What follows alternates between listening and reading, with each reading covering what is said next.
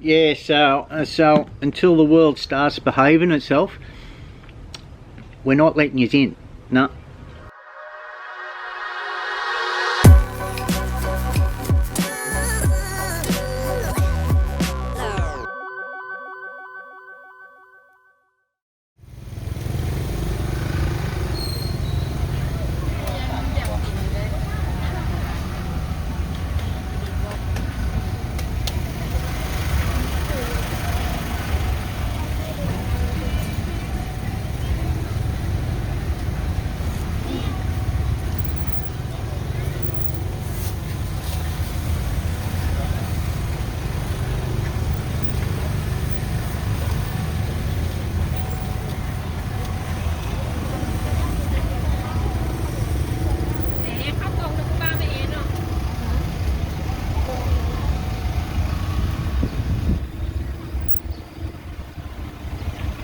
There he's going.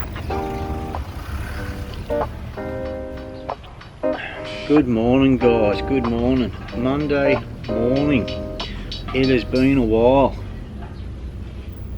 Well, probably not for you guys, has it? It's 3 times a week for you guys, but since I sat down in front of a camera and I had a chat to you guys, probably closing in on a month since I've done a talk video.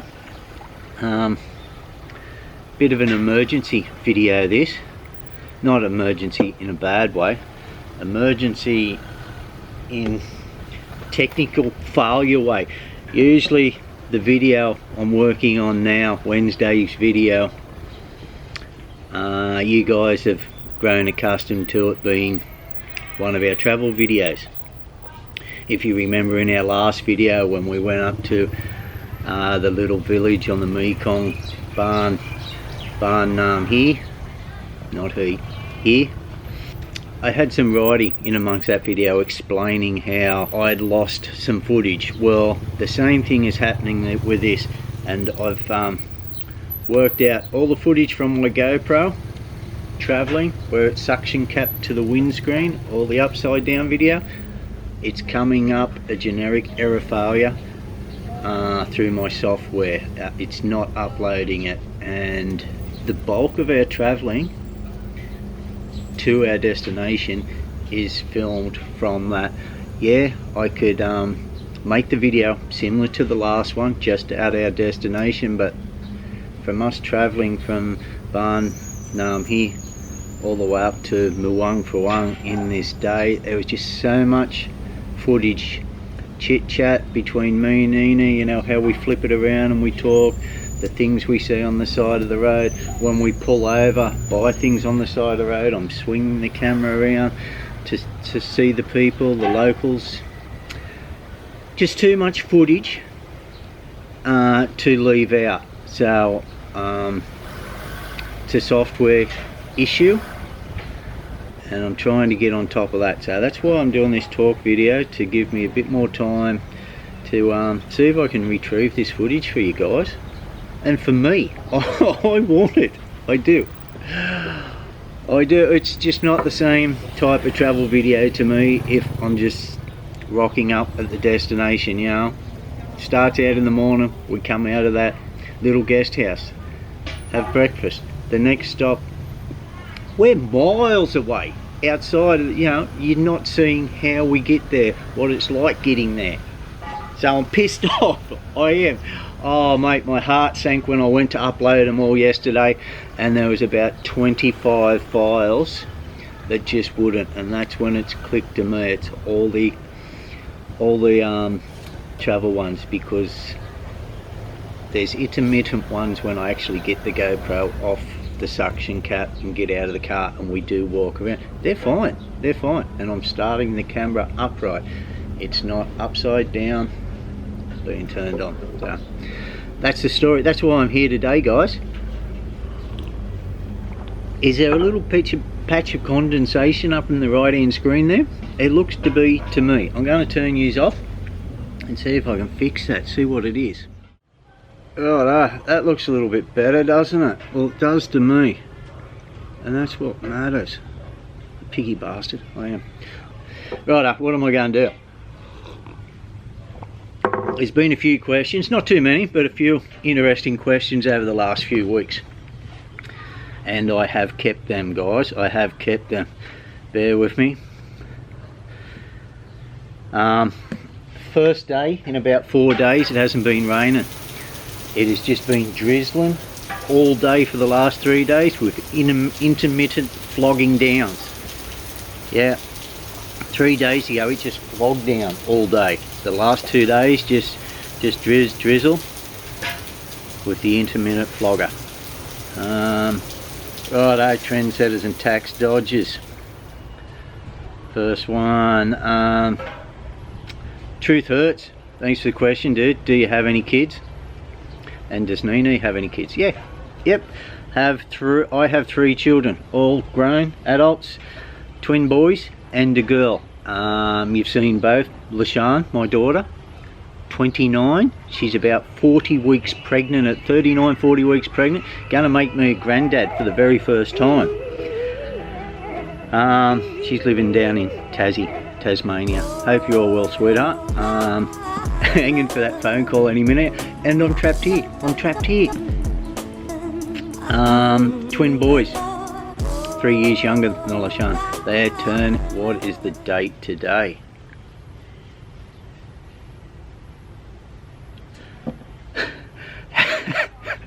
Happy birthday, guys. Fucking happy birthday. Oh man, 26 today. My baby boys, 26, Luke and Brandon.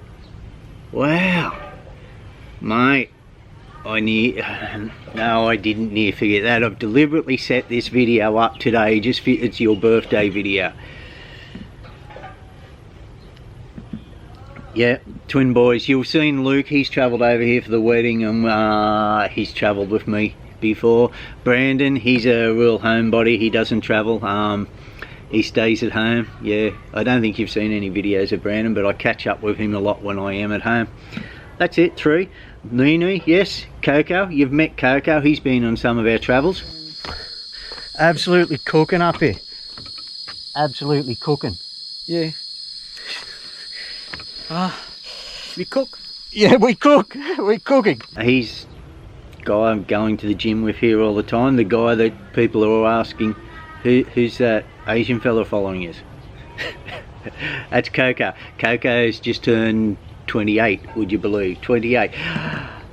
I'm 55. Neenee's 5 years younger. No, we're not having any more. No, that's it. Question from DS. Hey Todd, how much for a 2-3 bedroom house with a little backyard in Laos? How long is a piece of string, dude? You know, it's in Laos.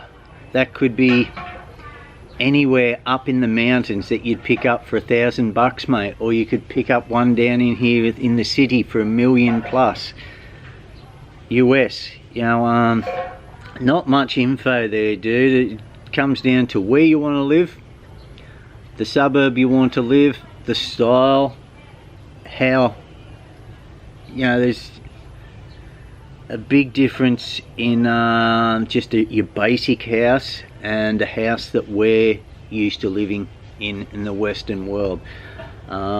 We got a little house down in Se.Asia. Well, not we, Neenee has. The video's up here. That's a little 2 to 3 bedroom house down there. Is it 3 bedroom? It could be 3 bedroom, it could. And yeah, that's in Se.Asia, right in the city there, and you're looking at 45 to 50,000 US on that, you know. But in Vientiane, different story. You're not going to get it. You're not going to get the land for that here, in close to the city. So yeah, there's just too many variables, you know. More information needed. Right up, just wanted to highlight this, dude. So, give a shout out to, how would you say it? Sindep. Thanks for your comment, dude. There is a contract out on you, mate. We'll saw your balls off. And the next one, just 7 minutes after that. Wishing and praying for coronavirus deaths in Australia, especially young children, so there is no future bastards of your type on the face of this earth. Thanks dude, just thought I'd give you a bit of a shout out and let you know the type of people that are out there and some of the type of shit that I actually cop off these people. Yeah, you're famous now, Sin. It's what you wanted, isn't it, mate? Yeah. Fucking flog. Carl Bulzerback. I've had him before, and I don't know if that's how you pronounce his name. Anyway, hi Todd and Neenee. Hope all is well with you and family. First, have you ever come off your motorbike, scooter, or had a near miss? I noticed in the video there was a lot of potholes and you ride on a lot of dirt roads. Oh, good to see you ride with a helmet. Second, when you take money out at the ATM, is it in kip or US dollars? Stay safe, keep up the great vids. Cheers mate. Cheers mate. Thanks Carl. Number one, have I ever come off my motorbike? Haven't come off my motorbike or scooter here. Near misses? Nah, nothing that'd put the wind up me. No, nothing. You know, sometimes you get people just pulling out. Mainly motorbikes coming out of a side street because they're little and skinny. They think they don't have to look, you know, and yeah, they're gonna make it and squeeze in. They know they're sticking tight to the corner, but it does shock you. All of a sudden they just zoom out alongside you, and but you wouldn't call that a near miss. It's just a bit shocking, bit of a shock. I have always said if you are paying attention driving in Laos, you will have no problems. It's not that hard. It's just with all our rules and regulations in first world countries, Australia, I'm speaking as far as Australia because that's where I come from, but I presume a lot of other countries with lots of road rules and regulations, it makes you lazy and puts you in autopilot because you're just relying on those people obeying the law, yeah.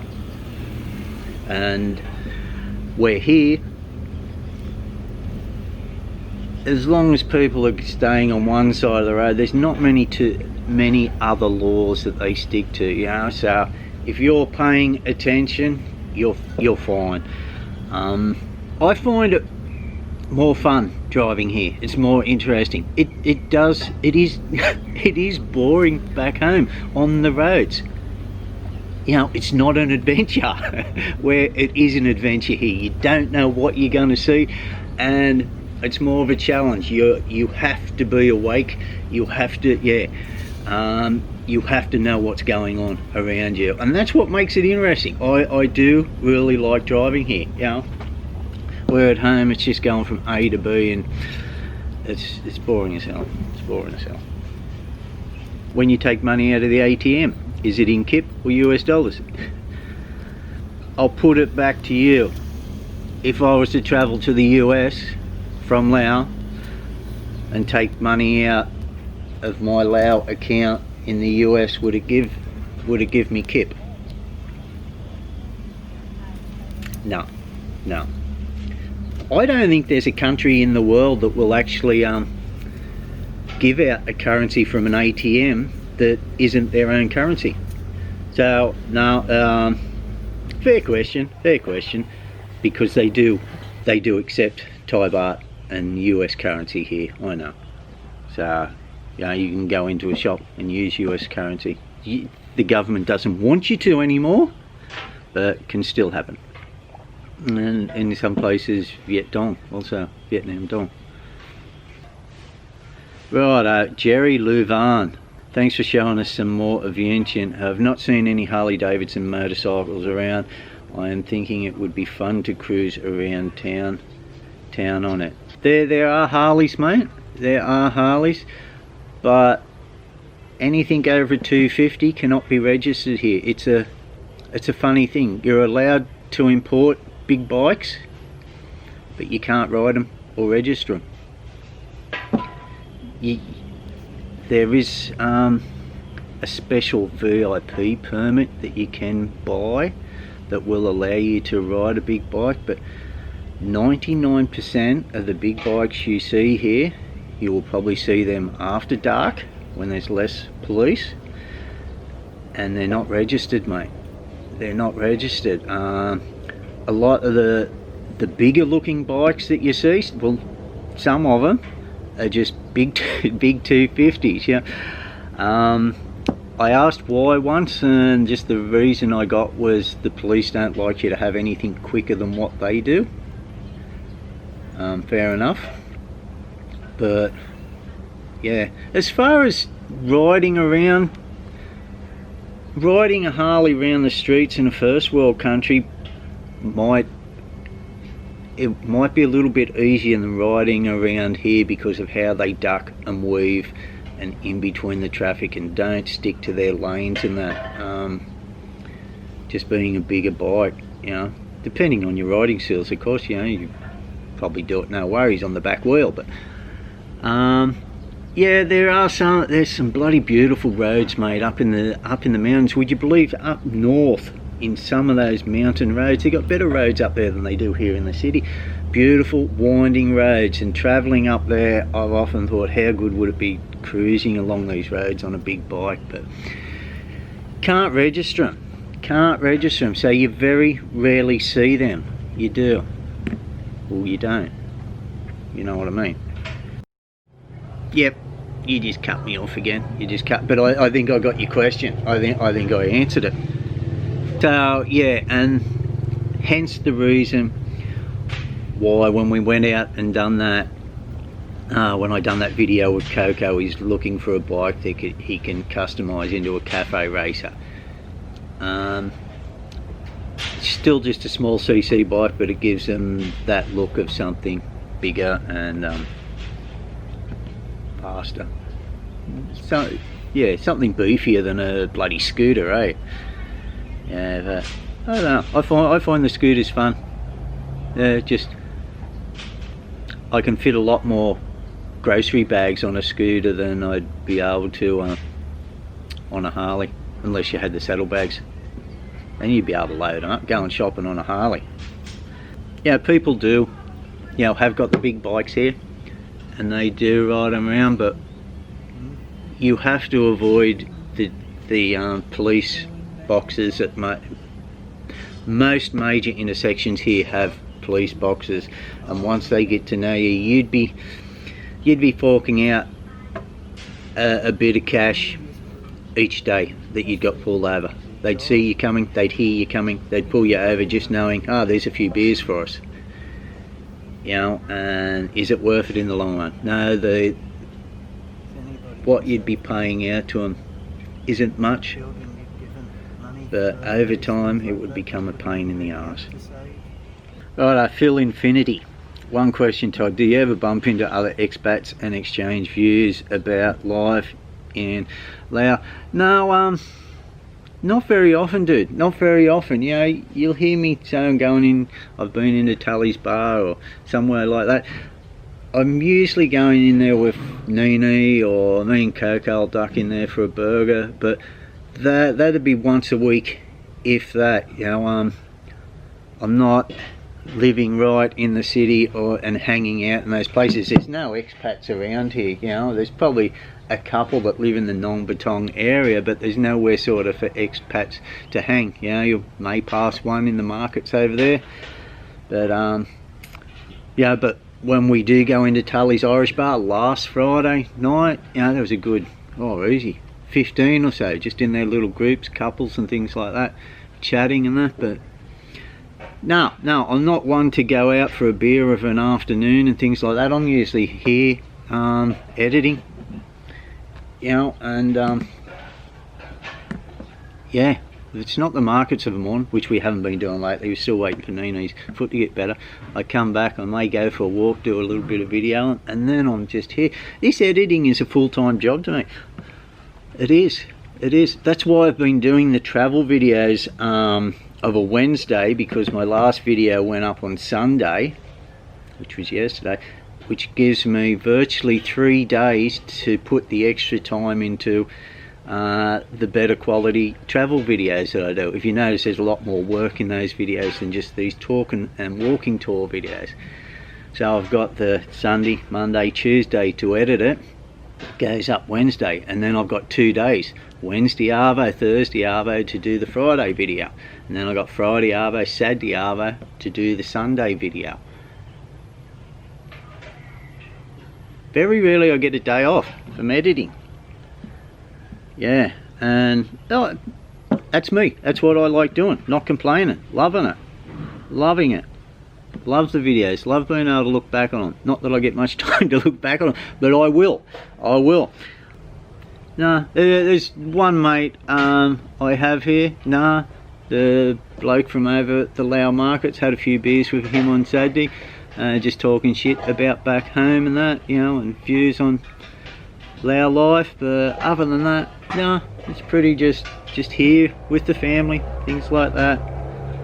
But there is an expat community, and they do get together here. You know, I'm just not really a part of it.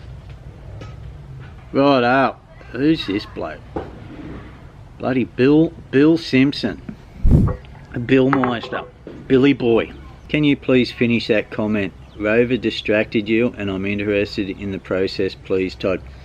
He was talking about, I was walking along the back lane and talking about the back lane, the walking tour I did over at Nong Duong, and I crossed the road and took you along this little lane, had a few nice houses in there, and mentioned about the process of getting the roads done, how it used to be an old filthy mud ridden road, chopped up similar to our road, and just 18 months or so ago it's a beautiful concrete road with proper storm water and everything in there now. And I, just before this dog come out and bailed me up, I was saying that if you want a good road here, you don't wait for the government to come and do it. Not saying the government never done that road, they could, because it's right in an inner city suburb, and it's a road that's used a lot. But as far as our road and other places similar to ours, yeah, you would not wait for the government to come do it. You would be waiting a long while, and what we're going to do is when these big buildings are in, the other blocks are filled, a lot of the time people will get together and chip in and get the road done together. People may say, but isn't that the government's job? In first world countries, yeah, it is. You're paying a lot more land tax. A lot more land tax. It's very little here. The taxes are very little here. You know, you don't even get garbage disposal here unless you pay for it yourself, which isn't too much, but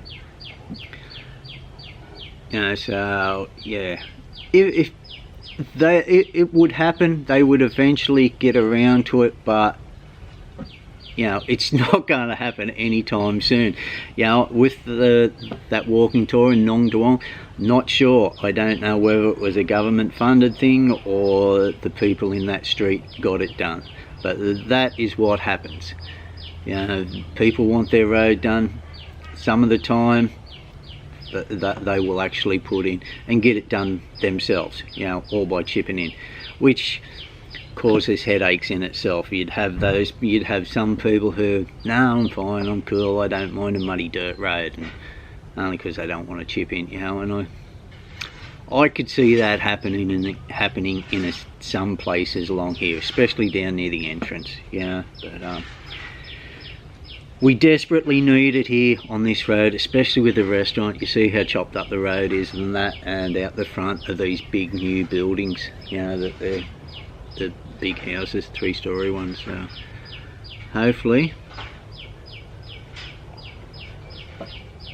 that's it, Bill. You got to pay for it yourself, or you put up with it until it happens. You know, it's not something that you can ring up the council and, hey, we got a pothole out the front, come and fix it. You know, I pay my my rates. That's what we call them. Yeah. What am I paying land rates for? You know, come and fix the pothole. The road's a mess. No, doesn't happen here. Very little. We've got a bit of land up in Vientiane, and I think with a couple of acres up there, it's about $100 a year in land tax. That's it. All land tax is governed here, like it is in most countries, on the size and the location. You know, but it's a small percentage here than what we pay in a first world country, because you're not getting those social services that we're used to. Right up. I nearly forgot, guys. Just give you a quick update on the corona situation. 2 more cases was found just a few days ago. 25-year-old girl coming in from the US, and a Taiwanese guy coming in. Both of them had actually gone through Incheon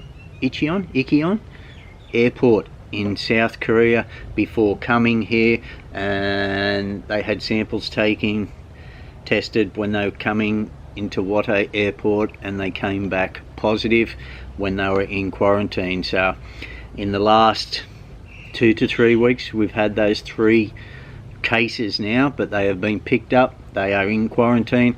It is not out in the community. So in total we're up to 22 cases now. But because of that, the government has put a ban on just about all flights coming into Laos, which makes it very hard for anybody wanting to get out of Laos, because who flies to a destination with an empty plane to take people out? It's usually full loads there and back. So people might think it's a bit of a knee-jerk reaction, but no. It's not out in the community here, and Laos does not want it in the community. Laos does not have the medical facilities here to be able to look after the people if the virus was to get out of control here. So they're just putting their citizens first above business, I guess, which and people are happy with that. People don't want it here. So quarantine is doing its job, yeah, but now that it's happened, and it's the last 3 cases have been coming through from the airport in South Korea. You know, I think the case number 20 was a South Korean person coming here to work. So yeah, they're not cases that are springing up in here. They're flying in, so they're stopping flights coming in. When is this ever going to end? Hey, yeah, I'm just so happy that I actually got here when I did. You know, with how things are going, I can't see things changing in the next 6 to 12 months. And this is just my opinion. It's not what anybody is saying, but I would much rather be here than at home with a little amount of work and not here with Neenee. You know what I mean? Alrighty then, that's it. That is it for today. Sorry for a piss poor vid, guys. Piss poor vid, like I said, very unprepared for it, and but good chance to catch up on some of those questions. Let me know, people who have travelled here or used to live here, what suburb in and around Vientiane you used to live, and the street name if you got it. And if it's a little busy area that's very interesting with cool architecture and street stalls and things like that, I'll get out there and do a bit of a street walk, bit of a walking tour for you. But got to get these travel vids sorted. Like doing the travel vids, I do. Yeah. Anyway, bit of a discussion point. What type of videos do you like the most? Got the travel vids, got these talking vids, got the walking tour vids, and then the other assorted vids. But they're the 3 main types that I usually do. Let us know what you like the most. But I'm going to be sticking with those. It'd just be interesting to know what ones people like the most. What do they look forward to the most, or do you enjoy the variety of them? Let us know below. I'm out of coffee. yeah, I'm out of words.